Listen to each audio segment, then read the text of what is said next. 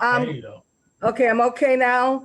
I think Yeah. Ashley's is off. Ashley had a question, I think. She can ask a quick, give me 1 second. We're streaming. I just want to see that we're live and see our 4 faces. Alrighty. Okay, we are live on Facebook. I'm going to minimize that screen so I don't see myself in like numerous places at the same time. Okay, we're all set. I'm admitting a few more people. Wonderful, good-sized audience in the Zoom tonight. So about 50 people in the audience. That's great. Thank you all for joining us. And for those of you who are joining us via Facebook, welcome. So just a few rules in general. If you are not the actor or the playwright or the person reading stage directions for the reading, if you could keep your video off and yourself muted, because we do use speaker view, which allows us to just concentrate on the person who is reading. Let me just do a quick introduction. Ensemble Theater, we have been shuttered due to COVID. Thankfully, I'm very excited to hear that there is a vaccine getting into people's arms, which makes me very happy. And so I'm really excited to hear the news that is coming out in the world, that we are maybe, closer to actually seeing, a light at the end of the tunnel.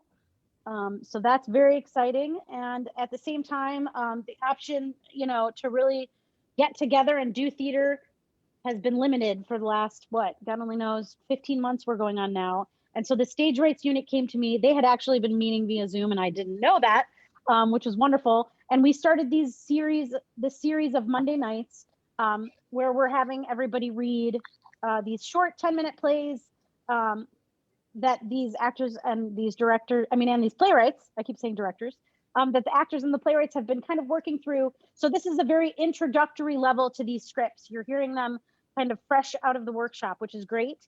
And then what we're hoping to do out of this lovely 10-minute Zoom reading series is to do a little bit more of a fleshed out Zoom type of production of these short plays as well. So probably in concert, and these are just some things that Ensemble has in the pot that is boiling of the plan to safely reopen.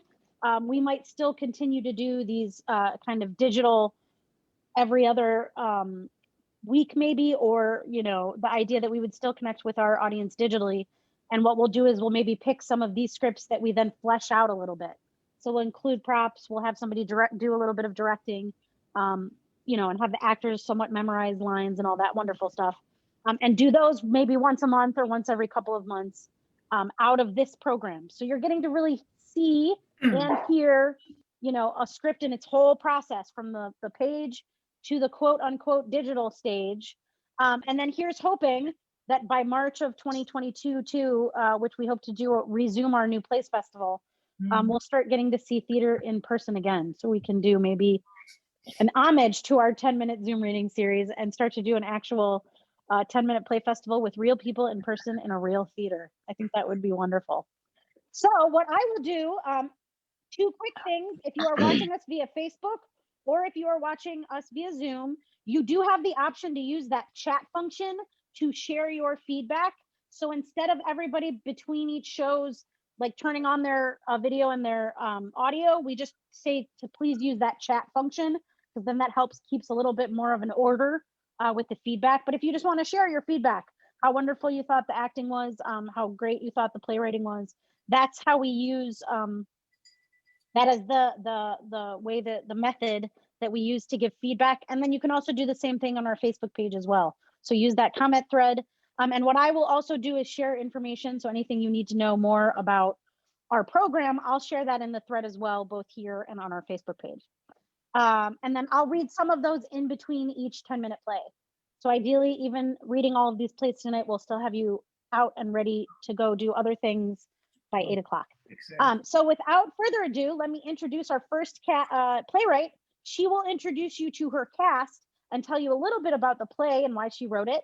I will introduce the playwright for Greer House and the Doll Man. And it's Gail Ife Young or Ife Gail Young? I'm not a, Well, basically, Ife Gail Young. Ife Gail Young. So she'll give you a little bit of background as to why she wrote the play. She'll introduce you to her wonderful cast, and then we'll go ahead with the reading of the first script. So the stage is technically yours, Ife. Okay, thank you, and good evening, everybody. This play, Guerrero House and the Down Man, actually is the first of two plays that deal with homelessness. Living in New York for several years, I was able to get a real eyeful of homelessness and those who are also mentally ill. And that just puts takes it to a whole nother level. So we're gonna move on with this. Let's see, I'll be reading actually for the stage rights and for Intercom, but our actors, we have Luther Pete Robinson, and he's going to be reading for the Dow Man or Mr. Mason. We have Agnes Herrmann, and she will be reading. She will be reading for Miss Edwards, and then we have Ashley Aquila. She's going to be reading for Miss Thornton. So I don't see any other directions here. So I suppose we can begin with myself, and I hope you enjoy it. Thank you.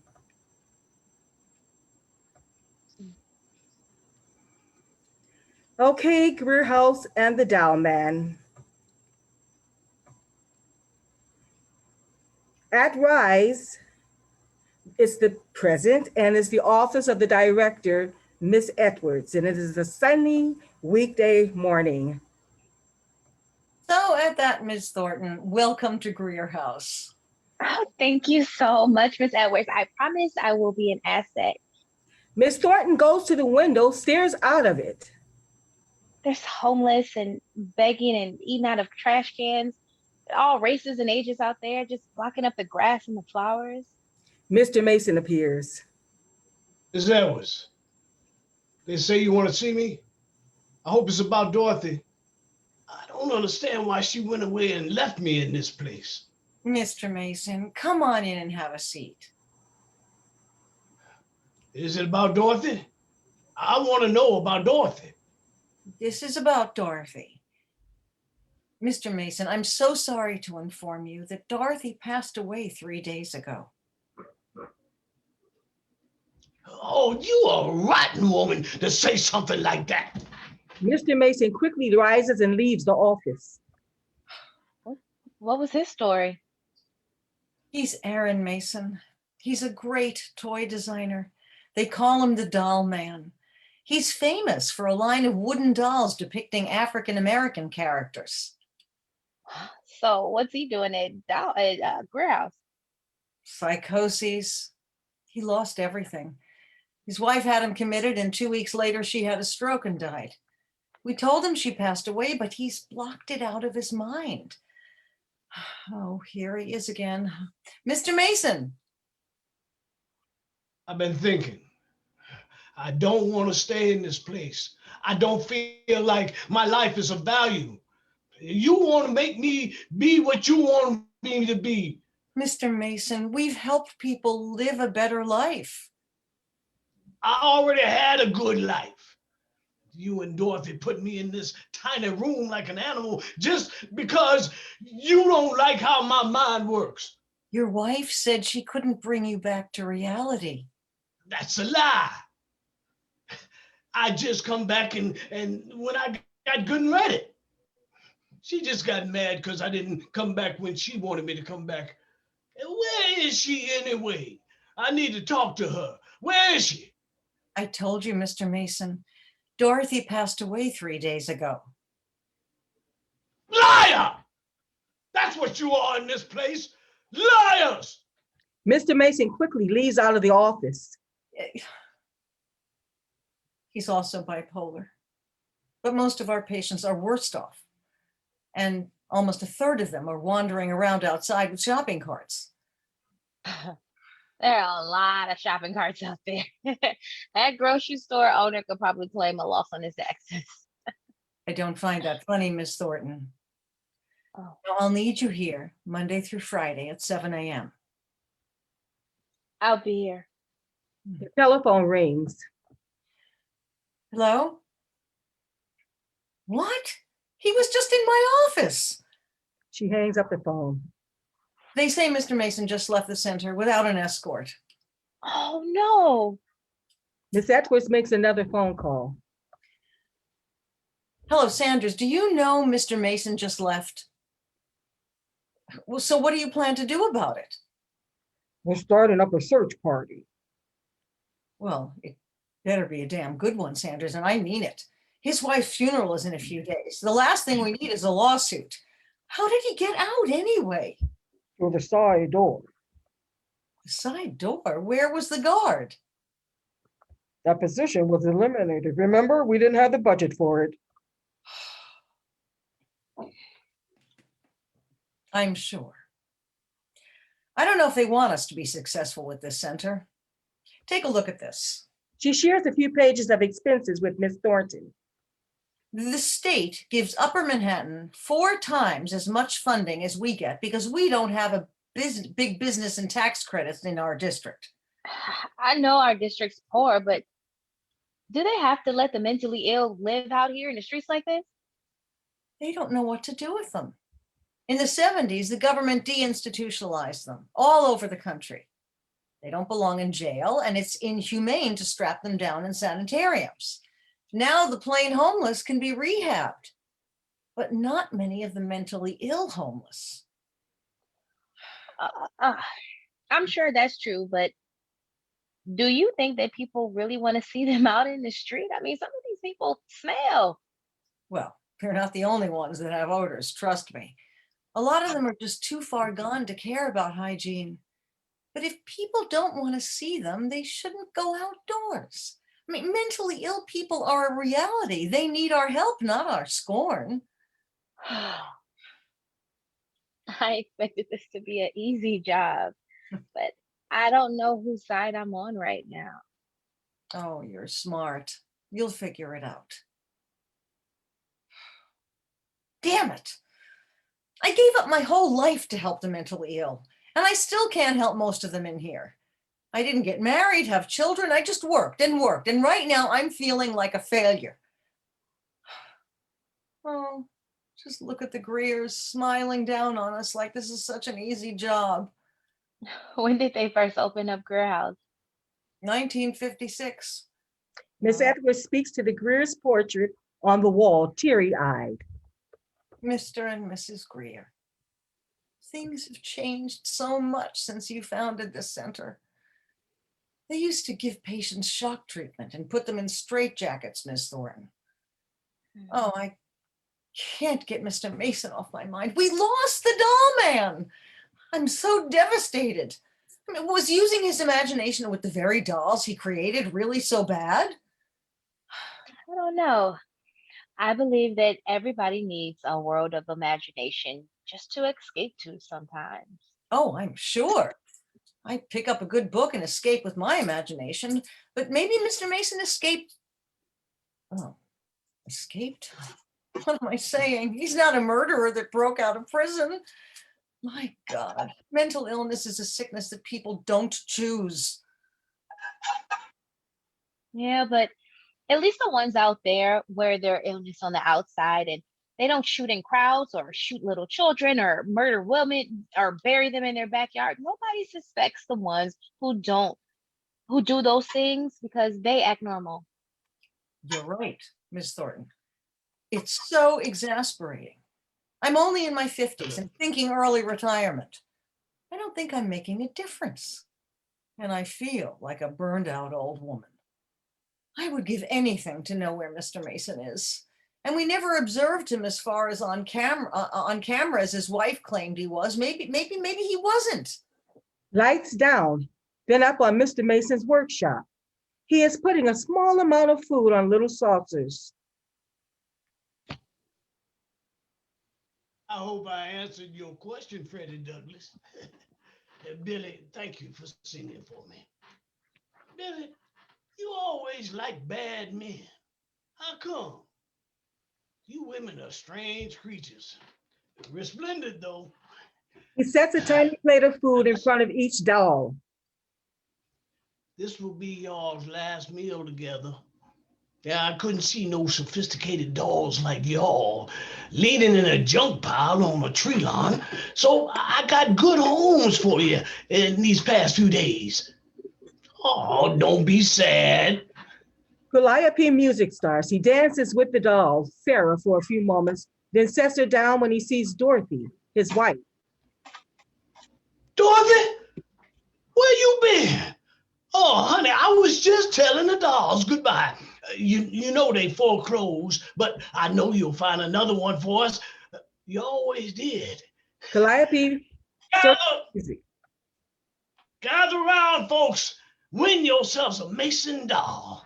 The grandest dolls in the land. Just throw a ring over the bottle, and we've got a winner. Dorothy, that was your pitch. Why you have to leave me like that? They said you died. I knew you hadn't. What do you mean you did? Well, you ain't dead now because I brought you back to life. Listen, our favorite song is playing. May I have this dance?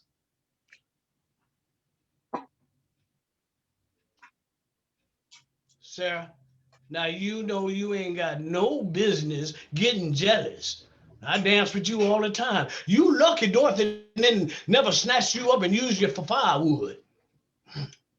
Now that young man Russell down the street, he's gonna take y'all all to the post office. Now Huey and Angela, you're going to a community center. And Dr. King, you're going with them. Oh, don't y'all act like that. You gotta leave from here, and that's center a nice place. Malcolm and Fred, the movement might get strong again. Who knows? His speaking fades away with the scene. 1 week later, lights are up on Mrs. Edwards' office. Good morning, Miss Edwards. May I come in? Oh, yeah. I know that Mr. Mason's been gone a week now, but he may not come back. And I've been reading this book. It says, hey, To the window. Mr. Mason. Hey, Mr. Mason's out there. He just sold a doll. Oh, look, he's carving another. Mr. Mason! He raises the window and shouts. Mr. Mason, up here! Oh, please, Mr. Mason, come back. We just want to help you. He's walking away really fast. Go send a guard after him. Leave him alone, Miss Thornton. Everybody wants freedom. What? But he might get hurt out there. So what do you suggest we do? Capture him and strap him down? We've got nothing to offer him. He's non-compliant and he's always changing the status quo. Well, now he's going to be somewhere out there blocking up the flowers and all the grass. But they have a right to be in that masterpiece of life too, Miss Thornton. They bleed and cry, and they have children and siblings. They have parents. My God, they're human. They just have strange thinking minds. And in some cases, they are more sane than normal people, whatever normal is. So how do you think that we should help them? Well, rule number one, don't look down on them. Never do that because any of us could become mentally ill. And for God's sake, put a quarter in their cups. Anybody with a better solution, I'd like to hear it. And Miss Thornton, next week I'll be Director of Outreach Services at Keep 'em Safe on 42nd Street. You'll see me around. I'll be working from a small truck, scheduling showers, locating their families, helping feed them, signing them up for medical services, and I may even run into Mr. Mason.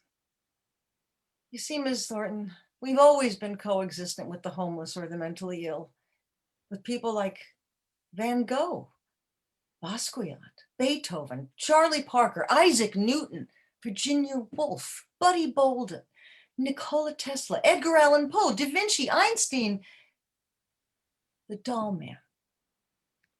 Lights fade to black. the end. Wonderful. Thank you so much. Yay. Thank you to Ife for writing your short play. Thank you, Pete. Thank you, Agnes. Thank you so much, Ashley, the three actors. If you guys want to give us, I don't know how there's ever really a bow in Zoom. You just can kind of wave if you want to. Thank you so much for your wonderful talents.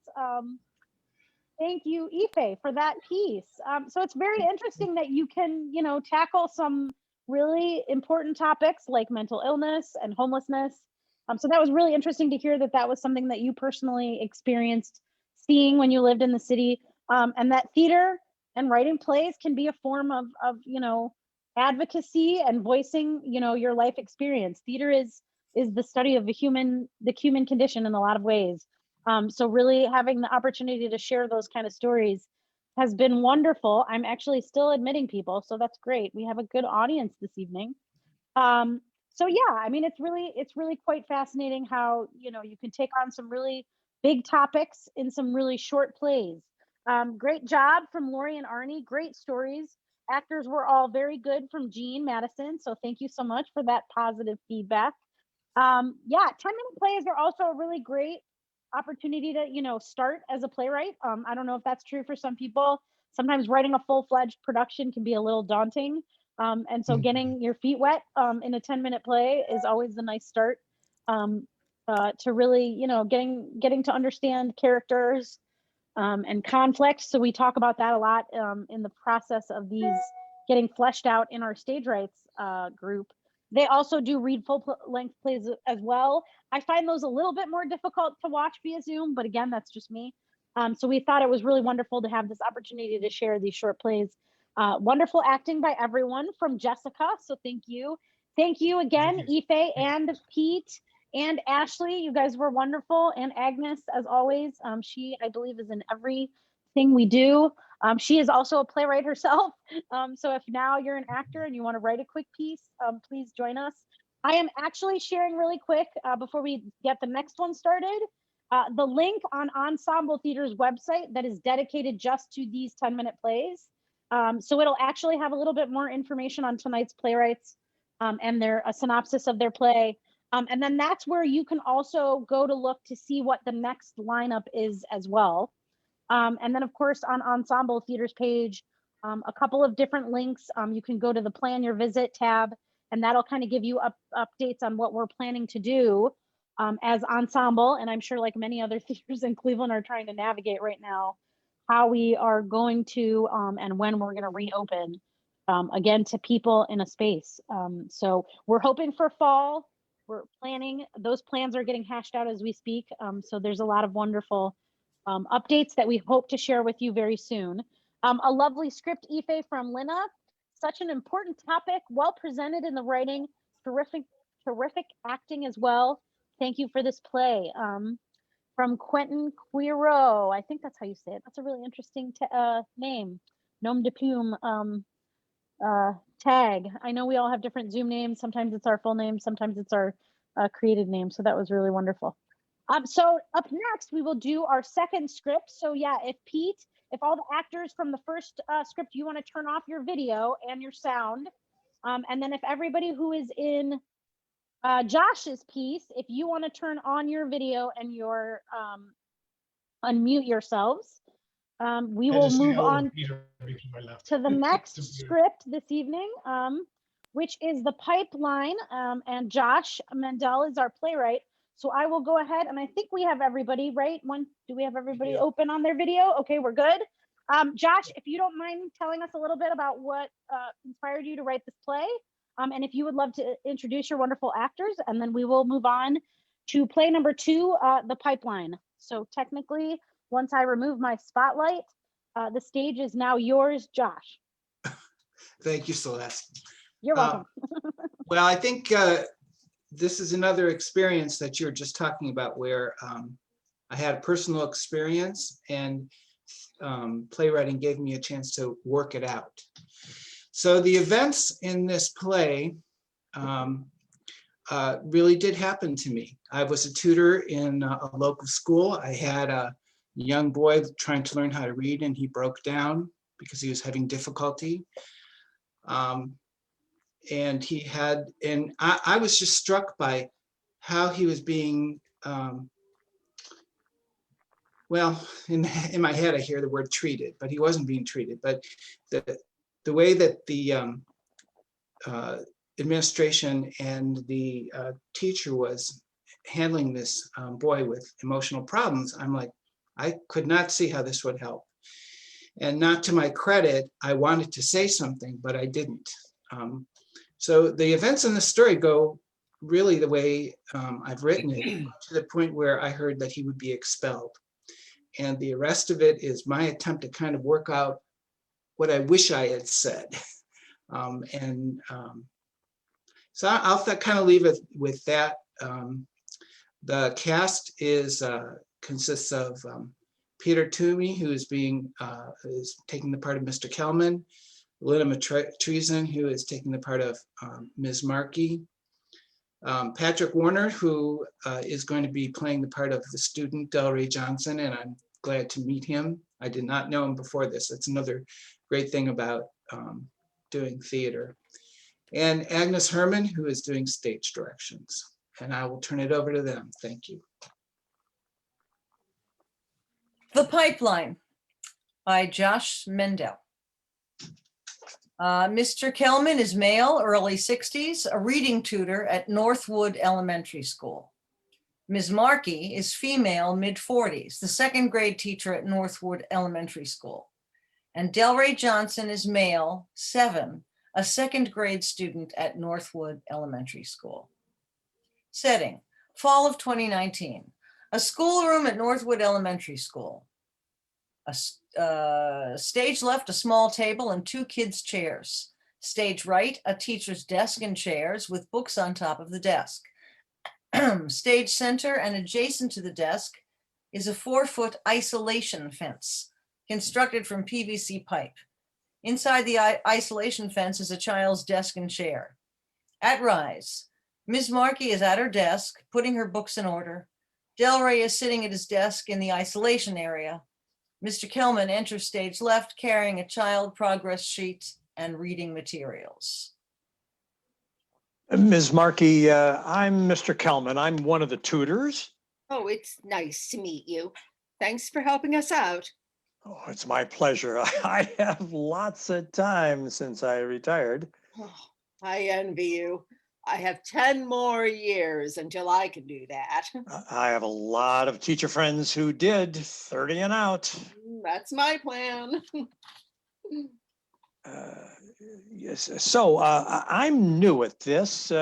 I just give you the name of the child and then I take him out in the hall to read. That's how it works.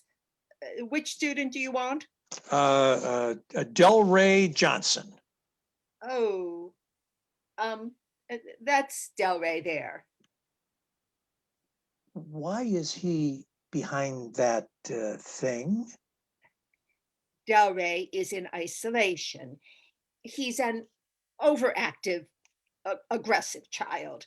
He disrupts the other students. So he's being punished? Oh, no, not at all.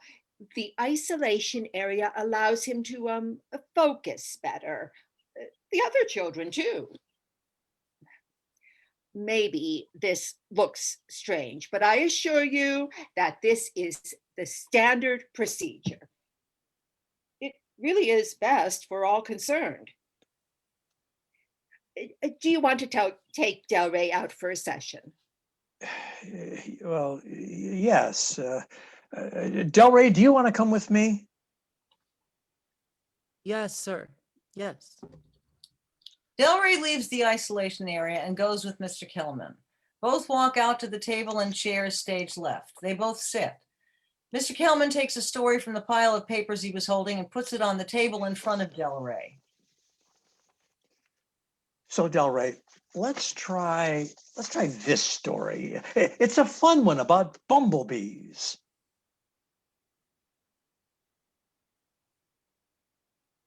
Once upon a time, all bees. That last word is bigger than that. Try sounding it out.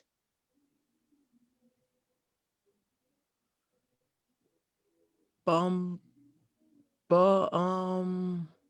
bull, bees. Beautiful. Yeah. Once upon a time, all bumblebees.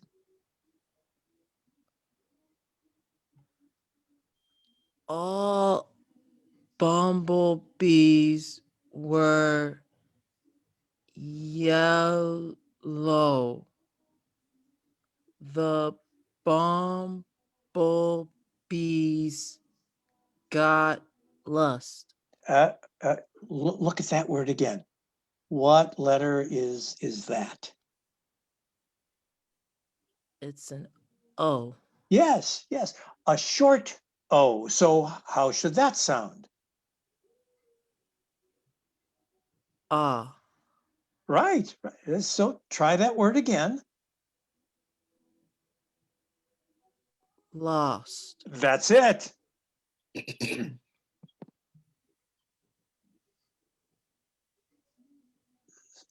Is something wrong, son? I'll tell you what, why don't we both start again from the beginning?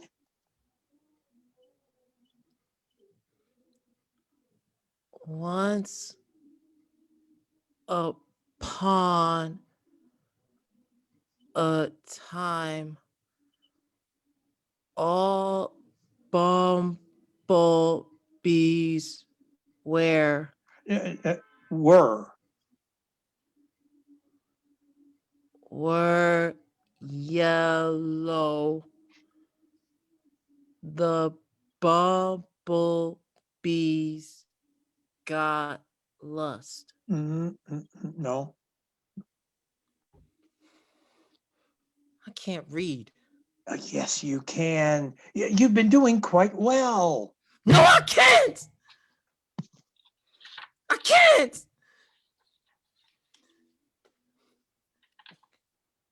Granny says I'm stupid. And my mama says I have no talent. My aunt, only my aunt cares, but I can't read. Delray, look at me. Delray, you are not stupid, and everybody has a talent. I don't know what mine is. You're only 7. You have plenty of time to find that out. There's all kinds of talents in the world. Do you like sports? Yeah. Well, maybe you'll become a basketball player. You could become the coach. Maybe you're good at fixing things. You could be a mechanic. Maybe you'll be a doctor or a lawyer. But whatever it is, you're gonna have to know how to read. Delray, I want you to look me in the eyes and say, I have talent.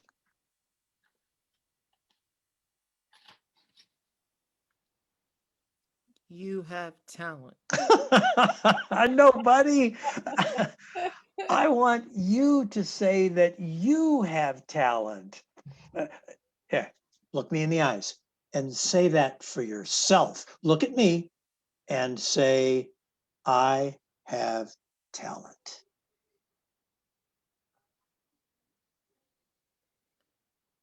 I have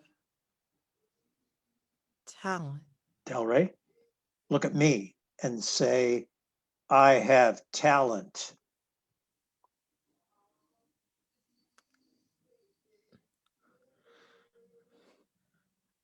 I have talent. Better. Say it again. Say it again and make me believe you. I have a talent. I have a talent. Yes, yes, you have a talent. Never forget that. Why don't I take you back in? Both get up from the table and chairs and walk back into the classroom stage right. Del Rey walks back to the isolation area and sits down. Mr. Kelman motions to speak with Ms. Markey. Ms. Markey and Mr. Kelman move away from the table isolation area. I just had a very upsetting experience with Del Rey. What happened? Was he fighting you? No, he broke down while we were reading. He told me that his grandmother and mom say to him, and they insult the poor kid. We're well aware of that. Del Rey sees our counselor. She's been talking with the family.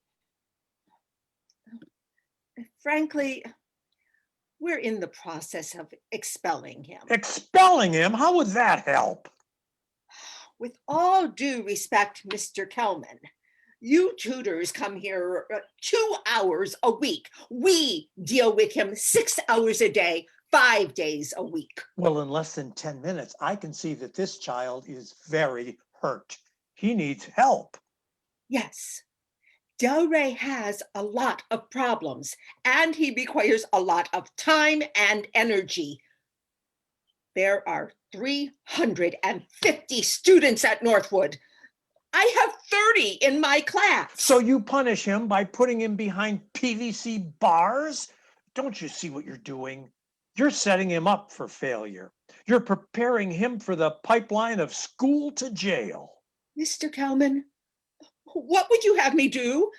Spend all my time on Del Rey and ignore the rest of my class? You know, it is a different world since you and I were in school. A lot of these kids are from broken homes, children raising children. Standards of appropriate behavior have gone way down. Racism is alive and far too well. And it's an unfair world. You are expecting the schools to fix all of it. They can't. I can't. But he's still a young, impressionable boy. At home and in school, all he sees and feels are women who think, women who he thinks are trying to beat him down, take away his power. He's storing up that resentment. What do you think he's going to think about women when he gets older? How do you think he's going to treat women when he gets older? Mr. Kelman, I have been teaching for 20 years now. Even at this age, I can tell you which boys will go to jail and which girls will be pregnant before they graduate high school. Look, it hurts to say this, but we probably can't help Del Rey, or perhaps another 5 kids in my class. Oh, so what happens when he gets expelled? He'll go to the special education school in the district. He'll get more focused help there. Or perhaps his mom will get the voucher and send him to a private school, although the private schools rarely have the services we have. A child like Del Rey is the kind of child they just dump back onto us.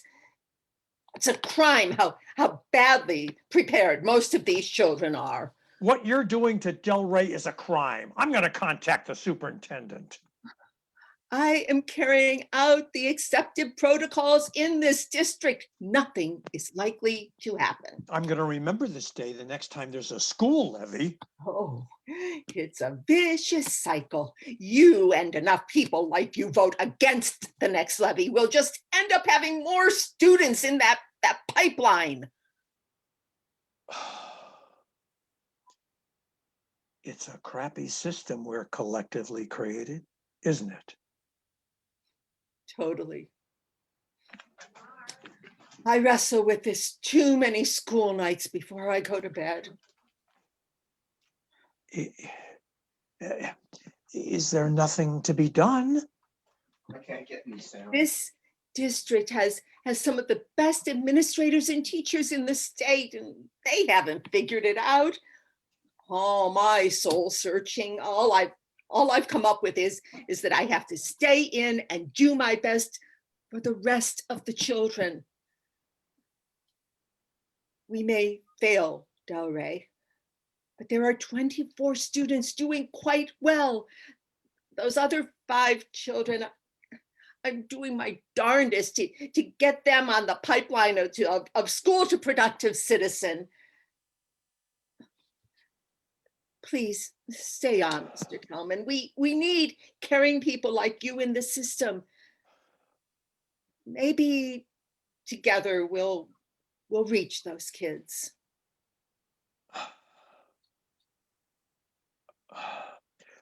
I still have time on my shift. Why don't you assign me one of those kids you're worried about? Thank you. Delilah Marcus? The end.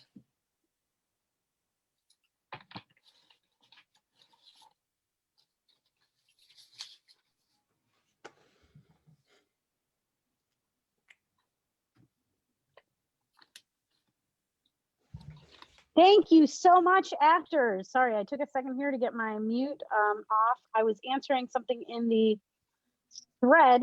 Thank you so much to Peter, to me, to Lynna Metrisin.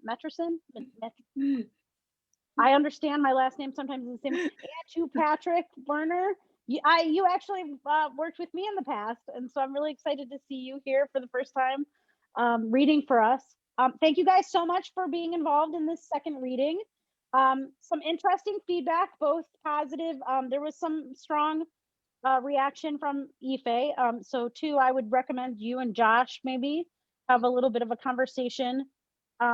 Josh, this is something that, again, this play is something that addresses something that is sad, so true, and needs attention from Bernice. Powerful from Jessica. Great actors in the last play. All of the readers, thank you for your work. I know it may be true, but the play doesn't explore the deeper issues. So this is something, again, I would say probably a conversation that you, Ife, and Josh can have. It's a crappy system from Gene Madison, but it's already been created centuries ago. So it's a really interesting script to take on some very institutional ideas.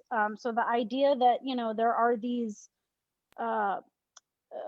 structures that are in place currently right now, and that there is some need to challenge those structures, and how students from various places can get caught in that system, and how that system can neglect to actually deal with real issues that real students are facing in all different kinds of family dynamics, which I think is a good reason to write a play for sure.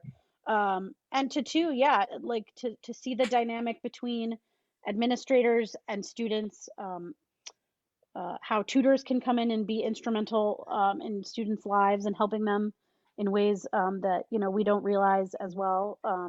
How powerful teachers, what their roles. I come from a long line of teachers. My husband is actually one of the only people in his family that didn't become a teacher.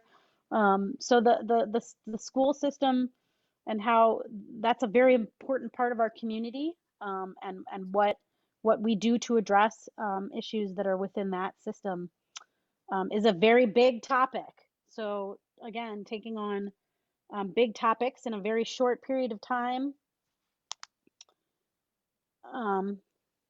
Yes, there was some reaction to when he was asked if he was good at sports. So that's something to definitely share. The actors were great. Thank you, Ife.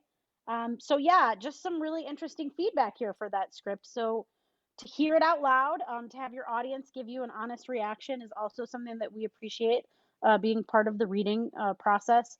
So thank you, actors, and thank you, playwrights, and our audience, for giving that honest reaction. That is what this work is for. So definitely something to think about, Josh, as well. And thank you, actors. So again, thank you, Peter. Thank you, Agnes. Thank you, Patrick. And thank you, Lynna.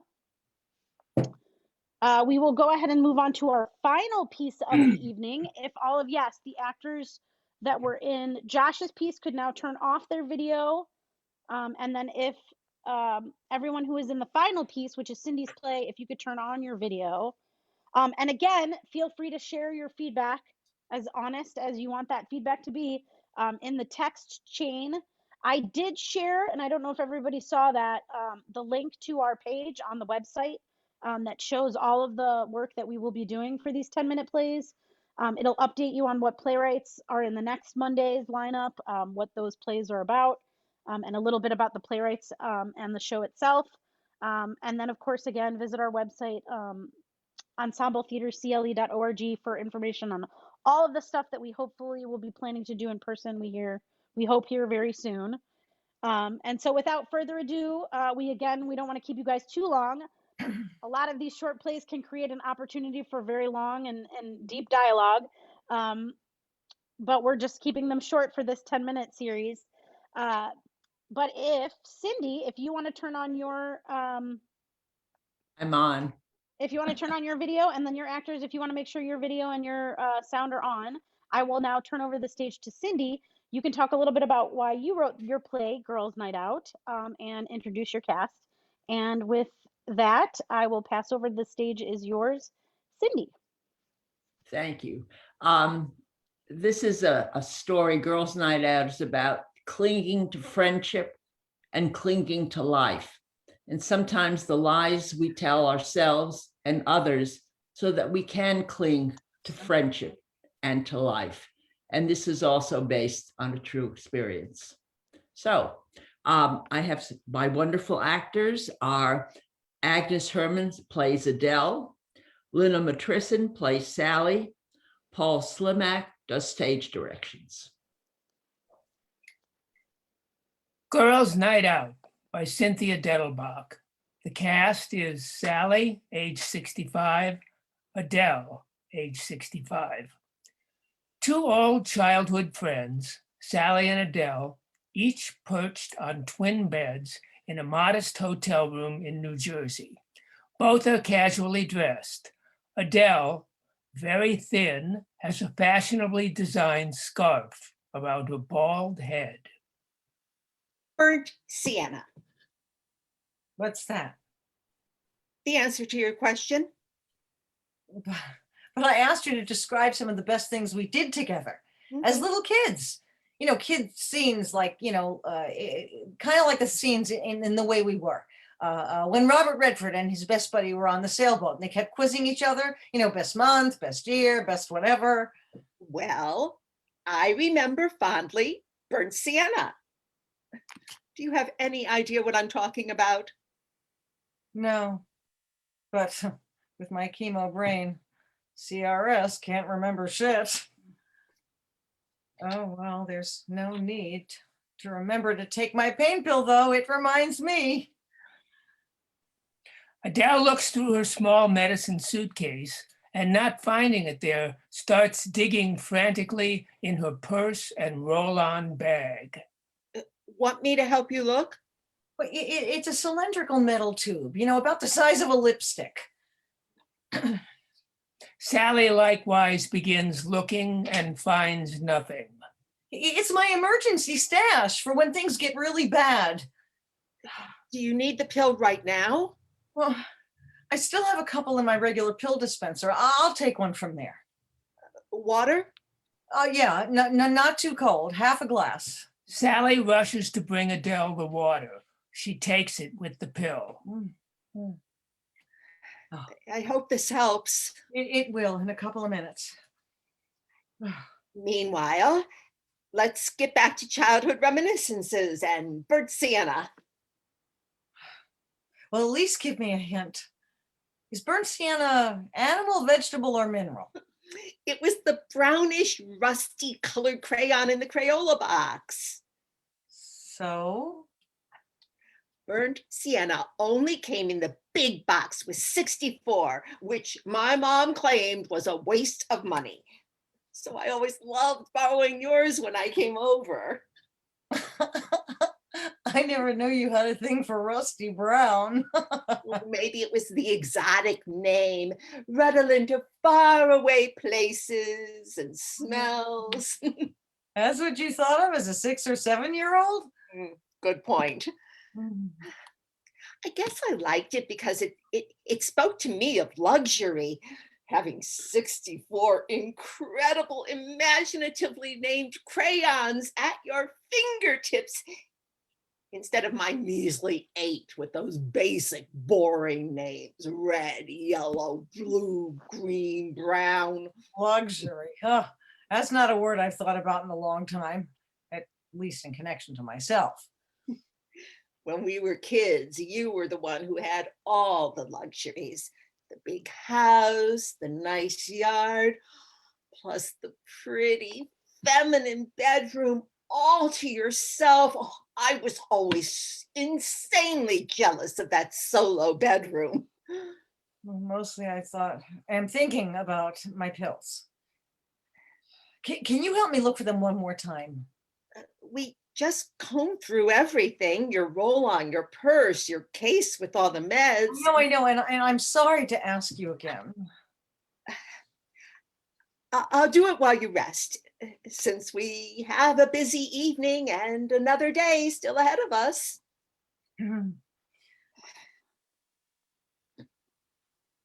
Sally resumed searching. After all those years of long distance phone calls, I was so thrilled you liked my idea of girls' night out in person, away from everything and everybody except us. And with nothing more to worry about than what we'll order for dinner. Which reminds me, I'm kind of hungry. You? Oh, not really. I haven't been eating much lately. Well, that's because I suspect Frank's been doing most of the cooking.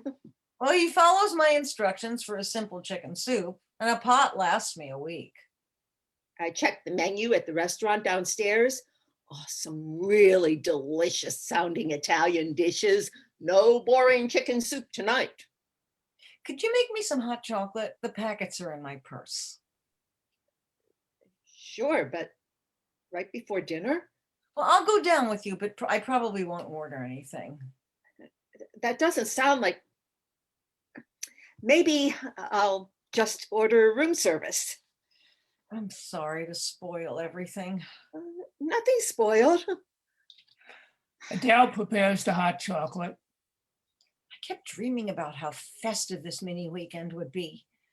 Glass of wine at the bar, followed by dinner served on white tablecloths, a big caloric dessert to share, and of course, talk about the old days. Well, we can do all of that right here in this room, even down to the white tablecloth, and for sure the reminiscences. Yeah, that's the important part, isn't it? Why I wanted us to get together in person after all these years living different lives in different states. Now it's your turn. What's your favorite memory involving the two of us?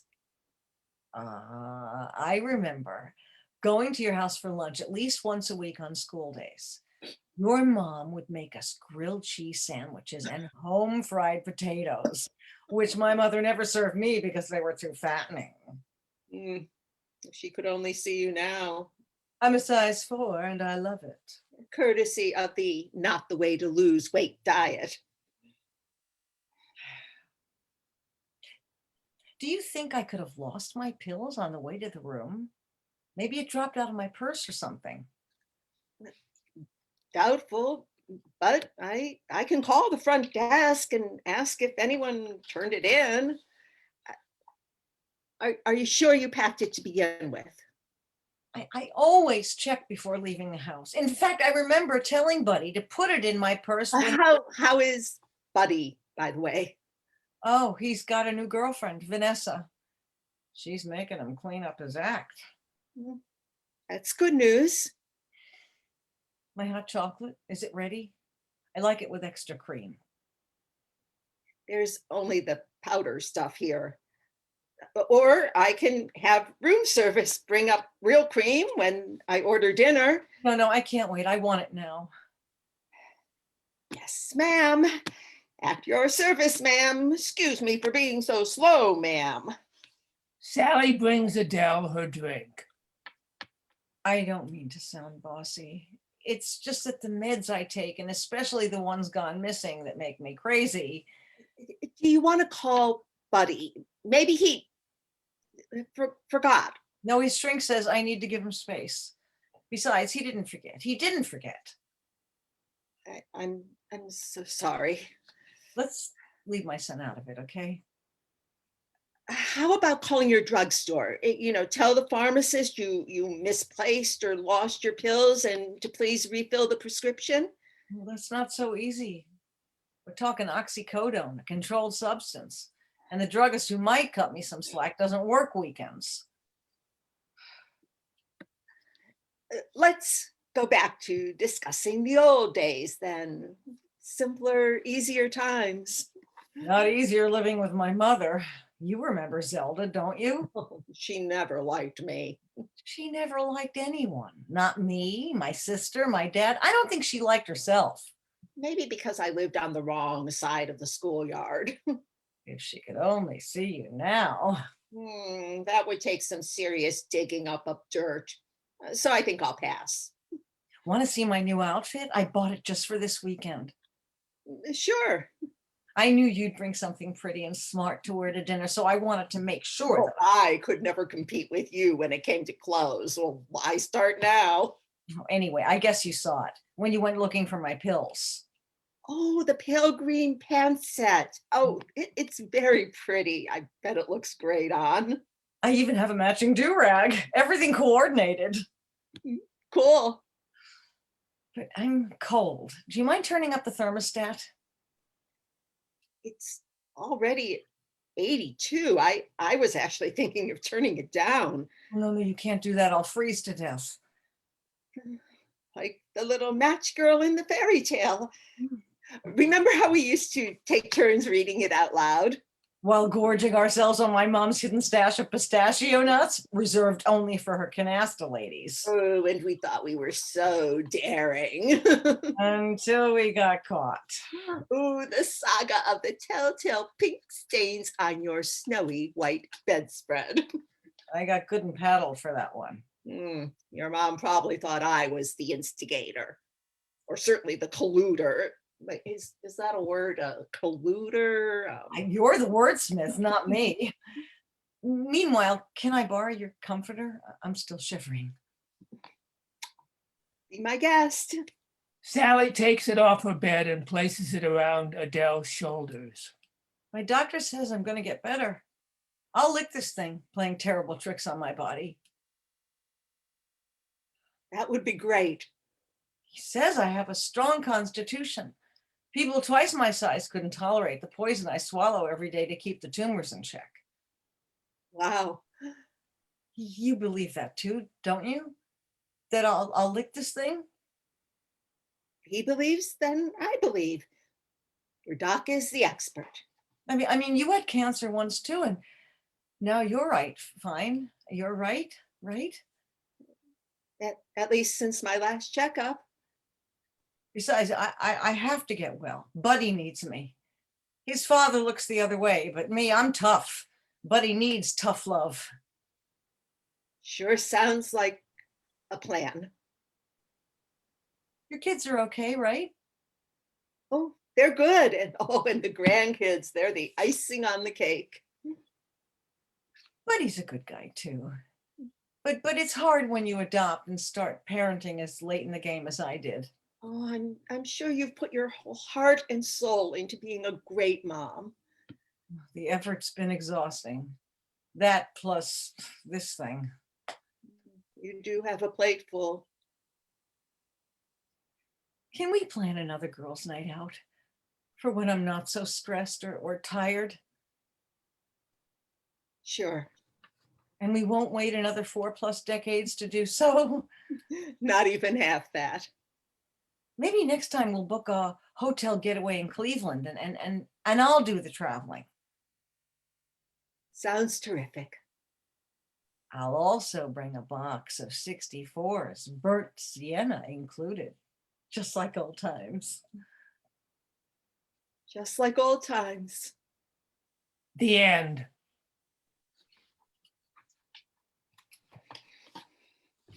Thank you very much to our cast of that final show. Agnes, Lynna, thank you, Paul, for reading the stage directions. Paul and Agnes are a couple, a pair, if you all haven't noticed. They've been with us for quite some time too. Lynna, you've been around for a while. Thank you so much, Cindy. Thank you for your piece. Well done all from Jean Madison. Lovely work, ladies, from Peter Toomey. So our fellow actors and playwrights giving feedback. Great job, Cindy. Great topic, great acting. Thanks to all of these. So well written and performed. Thanks, Cindy from IFE, who was one of our other playwrights this evening. Some really brave topics and some, some really big issues. I mean, terminal illness, institutional issues, homelessness, mental illness. These aren't things that you can easily touch in any play, whether it be 10 minutes or an hour and 45 minutes or 3.5 hours. Who knows? We do Eugene O'Neill, so sometimes they end up being 4 hours long. You never know. And they're great, and hopefully people still love them. Powerful play from Frida Cohn. Congrats, Sydney, proud of you. Really enjoyed this. From Ellen Brown. Yeah, these wonderful evenings. I mean, I find that we've had such an array of plays and playwrights and actors. It's just been a wonderful experience with all of the artists involved. Very thought-provoking. All of the scripts tonight, I have to agree. Well done. Thank you, Cindy, to the actors from Fran. Yes, I do think all of the topics this evening were thought provokers. And sometimes, you have to be brave with the stories that you're telling, and reactions are as brave as the stories being told. So thank you, audience, for sharing your reactions, your honest reactions. That's what we're here for. If we're not having that dialogue, then I think that there's something wrong. I like to create an opportunity for people to really share their thoughts in an unhindered way. So thank you again for being a part of that, everybody. The idea of a group of writers. So I did, and I wanted to share that really quickly. For my first time being here, this was beautiful from Patrick Werner, a new actor. Yay! I'm so excited to see you here in this platform. He actually did some poetry reading for me in the past, so that's good to hear him in the theatrical dialogue as well. Yes, Cindy, very thought-provoking, great script and good acting. Bravo from Gay. Wonderful. Yes, Crayola. Yes, Sienna. That's a great. We were talking about maybe that might be a good topic for a good title for the play as well. So Cindy got that feedback from some of the actors and us. But 3 very interesting stories to be told tonight. And I think if you two website links that I would love to point out before I leave you all this evening. I did share the link for the Stage Rights workshop, which is what creates all these wonderful scripts. We meet every Wednesday. We did in person. They now do it via Zoom, and I think that might be a combination of both. Now moving forward, once we can meet in person, the opportunity to do Stage Rights via Zoom might bring in voices from other states, might bring an audience from boundaries that are beyond Cleveland, which is kind of neat. But it's a really great group of people who meet every Wednesday from 7 to 9, and they share their work with each other. They give each other feedback. And that process, I think, is really important. As a person who has been doing theater and seeing theater since literally, I think, the day I was born. My mother was the founder of Ensemble. But it really is a dialogue between, the actors and the audience and the playwright. And we're all part of that ensemble, so to speak. I think that's probably why she used that name. We're all part of that process. And I think that's what's really great about Stage Rights is we get the opportunity to really involve you, the audience, and to introduce new actors. So I, again, want to thank all the playwrights, Ife, Scott, Josh, and Cindy, our actors. Thank you, Lynna. Thank you, Agnes.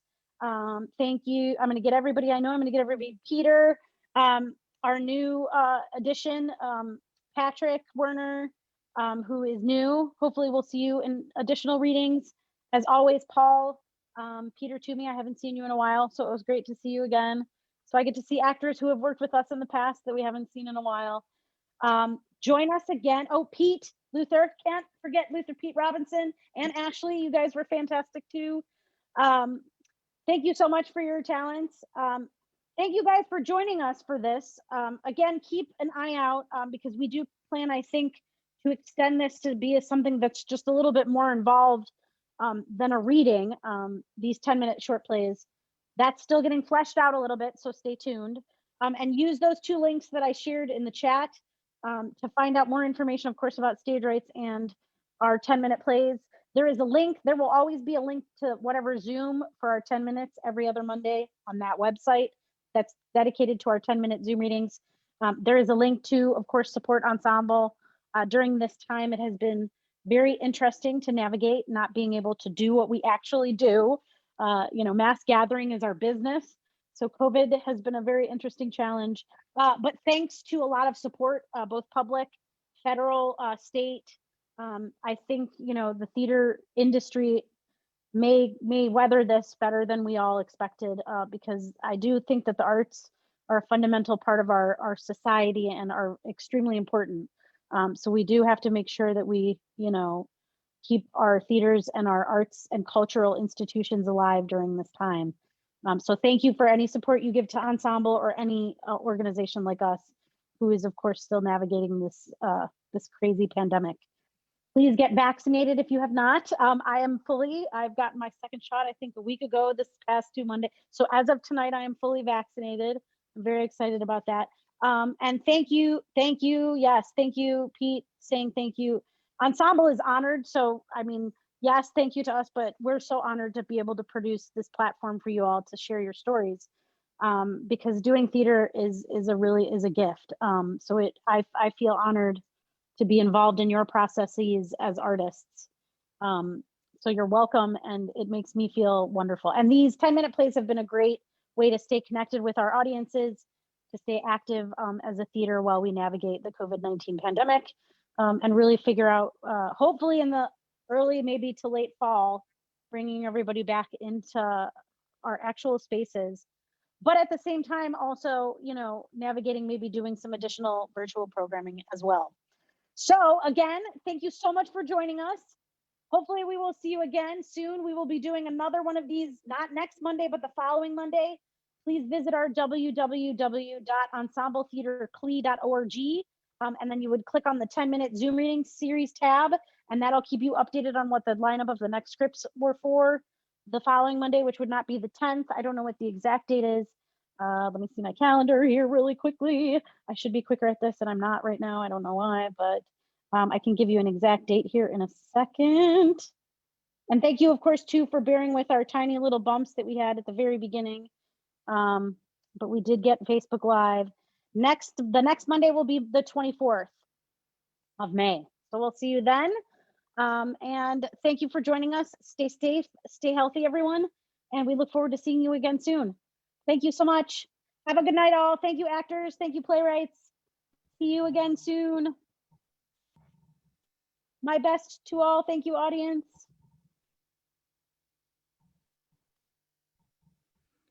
You all have a Facebook, right? We Thank do. you. Patrick, yes, we do. Thank you, Donald. I think that's what I Thank just you. heard. Enjoyed it Thanks for very much. joining us. And I You don't know want if me to- Cindy's still there. I didn't know I how to think write she's- a comment, but I just emailed her some comments. Oh, But it's wonderful. very Yeah, I much think enjoyable. it does look like she left. So yeah, she is not. Yeah, well, I emailed her some comments, but I really Oh, appreciate wonderful. this. And we'll join you again And yeah. from Arlington, Virginia. Oh, wonderful. See, that's great. I think it's fantastic that we can have people joining us that aren't geographically where we are, which is great. Former Cleveland and friend of Cindy's. Wonderful. Well, thanks for joining us so much. And yes, take care. Patrick, I can send you, do you want me to send you? I can send you a link to our Facebook page for sure. I just liked it. You did? Yay. Awesome. And it's good to Yeah. know, Josh has your contact information, right? I think I still have your email. But Yeah, if we he ever need has my another, contact. if we never need an actor again, I'll definitely put you in the pool. That's good to know, to have you join us. No It's been a while problem. since Thank you. it's been a while since I've seen you. So thanks for doing the show. It was wonderful to Yeah, it see was you good do your work. seeing you too. Right? We've all been so closed and like there's been such limited Yeah. programming. So oh my goodness. Yep. Good to have you join us. And then I'm gonna actually end the Facebook Live here. And